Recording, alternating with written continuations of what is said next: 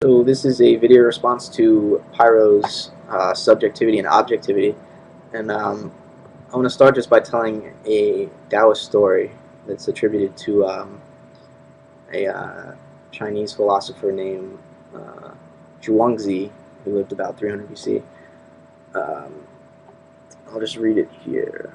Once I, Zhuangzi, dreamed I was a butterfly, a fluttering butterfly. What fun I had, doing as I pleased. I did not know, though, that I was Zhuangzi. Suddenly, though, I woke up and found myself to be Zhuangzi once again. But I did not know whether Zhuangzi had dreamed he was a butterfly, or whether a butterfly had dreamt he was Zhuangzi. And he ends by saying, surely between Zhuangzi and the butterfly there must be a distinction. Um, exactly what this distinction is hard to say. I mean, I guess an objectivist would say, well, this distinction is that, well, the material world exists in the case when Zhuangzi is awake as himself, and when he's dreaming he's a butterfly. Well, that's a dream. That's an appearance. But as Paro was saying, and I definitely agree, even the physical world is an appearance. It appears to our senses, which means it's an appearance. And for an objectivist who says that no, it's not just an appearance, it's really there, and usually the easiest way that they use to prove it is by tapping some object in the physical world. And there's a story, the idealist Berkeley, when he said it's all mind, and he was skeptical of objectivism as well, and he said everything is a projection of your mind.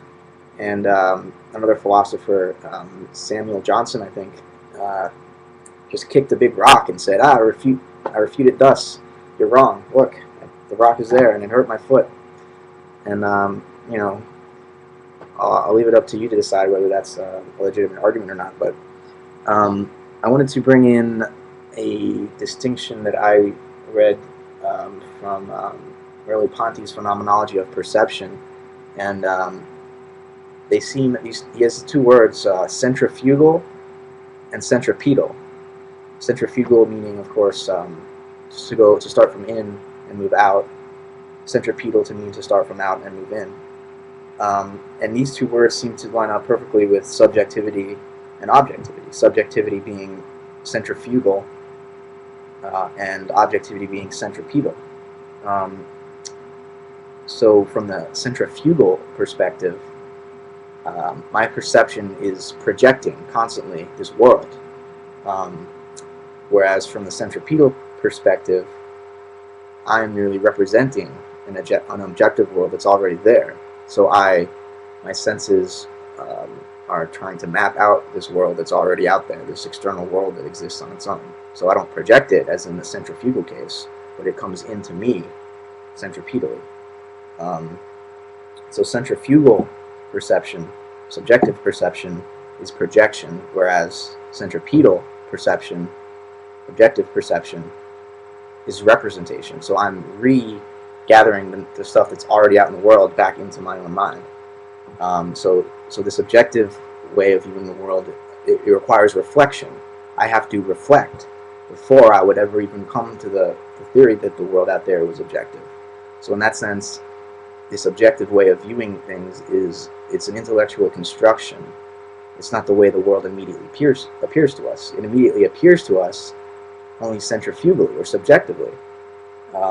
So a centrifugal perception would be more like a direct presentation of the world as it immediately appears, rather than a representation in the centripetal or objective case. I wanted to comment also on the idea that Paro mentioned that everything out here is an illusion. And again, if it's all an appearance, it's all an illusion. It doesn't mean that we can't go to the grocery store and buy the food we want. It's there waiting for us, sure. It just means I could wake up any minute and realize that I was some other life form dreaming I was myself now. So we have no way to prove that that's not the case. When I die, who knows what's going to happen? I could learn things about the illusory nature of this world that I never would have imagined. One thing Power mentioned, though, that he said, if we go back, millions of years ago to prior stages of evolution, the sensory apparatus in an organism back then was much less differentiated and much less sensitive to the way the objective world appears, the quote unquote objective world. But he mentioned that we're evolving, gaining more detailed senses. Our senses are differentiating. We get a clear sense of vision that is separate from hearing, that is separate from taste, touch, etc. And it seems like the first senses were some kind of combination between smell and taste and possibly touch. So like the first cells moved about the liquid that they were living in just by a sense of I guess we'll call it taste. But again, to even differentiate, to call it taste at that point of evolution is not really correct, I would say, because they have one sense. Let's say they move towards the food that they need to survive and away from the toxicity that they have to avoid. And that first sense differentiated after millions and millions of years of evolution into the five, or at least five senses that we have at this current time.